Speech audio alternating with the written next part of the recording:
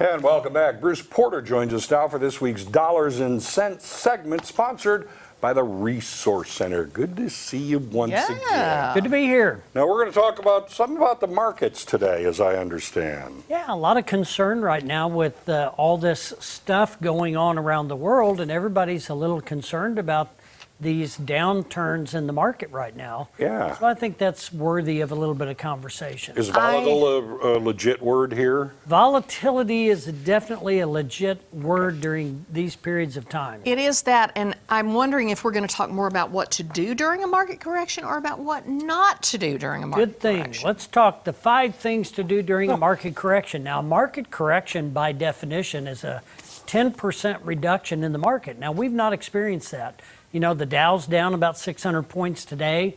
The NASDAQ is down. The S&P is down. Everything's down, but it's not necessarily a market correction. But everybody feels like it is, right? Because of all the different things politically and economically going on around the world. So the one thing that I think to kind of calm people's fears, be patient. Go outside. Take a walk on a day like this. It's 70 degrees. Get away from the news. Clear your head. Count your blessings.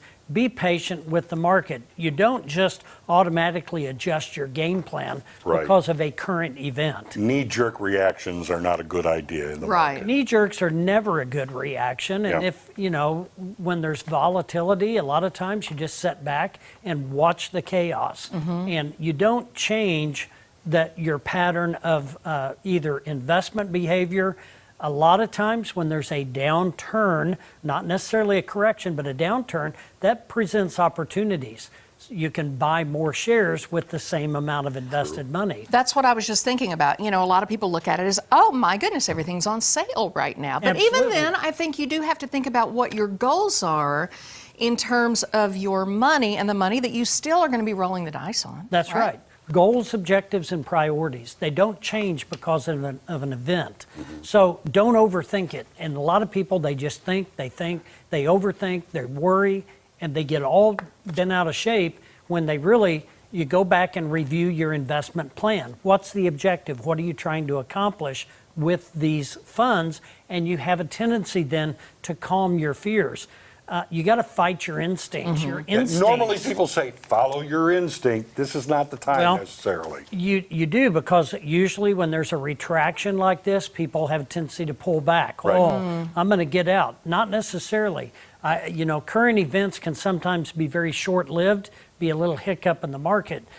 Who knows? That's the key. No one knows what the future holds. So, and I often tell people, don't invest what you're not willing to lose, and you won't get disappointed. Exactly, and you've said time and time again on this show, historically, things have a way of evening out. That's right. But again, you have to look at your timeline, That's right. The younger you are, the more time is on your side. The older we are, we don't have as much time for recovery. So we have to rethink the positioning of our investments. Stay diversified. If you're diversified, you got a little bit in cash, you got a little bit in medium range, you've got some conservative investments, you've got some aggressive investments. Maybe you have some moderates. You stay diversified and it'll help you. That's the old, don't put all your eggs in one basket. Exactly.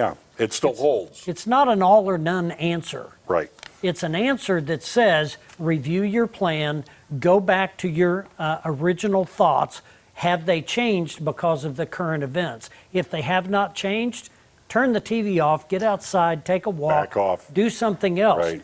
And if you're overly concerned, give me a call. I'll help you sit down and just evaluate your portfolio. Talk to somebody that is an expert in the financial field, and they can calm your fears. Just because there's a downturn doesn't mean you make a drastic change.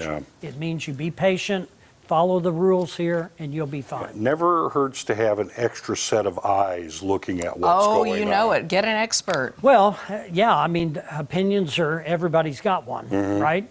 But, you got to review your goals, your objectives, your priorities. That's what's important.